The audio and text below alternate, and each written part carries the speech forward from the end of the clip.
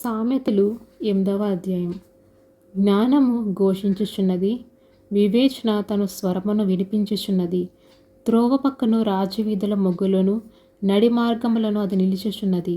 గుమ్మముల యొద్దను పూర ద్వారమునొద్దను పట్టణపు గవని యొద్దను నిలబడి అది ఇలాగూ గట్టిగా ప్రకటన చేయుచున్నది. మానవులారా, మీకే నేను ప్రకటించుచున్నాను, నరులకు మీకే నా కంఠస్వరం వినిపించుచున్నాను. జ్ఞానము లేని వారిలా జ్ఞానం ఎట్టైనది తెలుసుకొనిడి. బుద్ధిహీనులారా, బుద్ధి ఎట్టిదని వివేచించి చూడిడి. నేను శ్రేష్టమైన సంగతులను చెప్పేదని వినుడి. నా పెదవులు యథార్థమైన మాటలు పలుకును, నా నోరు సత్యమైన మాటలు పలుకును. దుష్టత్వము నా పెదవులకు అసహ్యము, నా నోటి మాటలన్నీ నీతిగలవి. వాటిలో మూర్ఖతైనను కుటిలతైనను లేదు. అవన్నీ వివేకికి తేటగాను తెలివినందిన వారికి యథార్థముగాను ఉన్నవి. వెంటికి ఆశపడక నా ఉపదేశం అంగీకరించుడి. మేలిమి బంగారు నాశింపక తెలివి నొందిడి.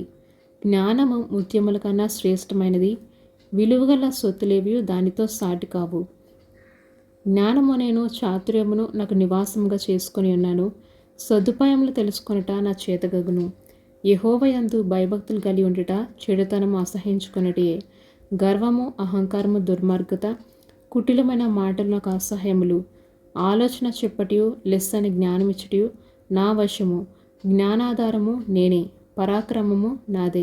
నా వలన రాజులు ఏలుదురు, అధికారులు న్యాయమును బట్టి పాలన చేదురు. నా వలన అధిపతులను లోకములను గనులైన న్యాయాధిపతులందరూ ప్రభుత్వం చేదురు.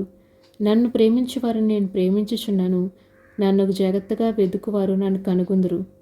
ఐశ్వర్య ఘనతలను స్థిరమైన కలిమియు నీతియు నా యొద్ద ఉన్నవి. మేలిమి బంగారు కంటెను అపరంజి కంటెను నా వలన కలుగు ఫలము మంచిది.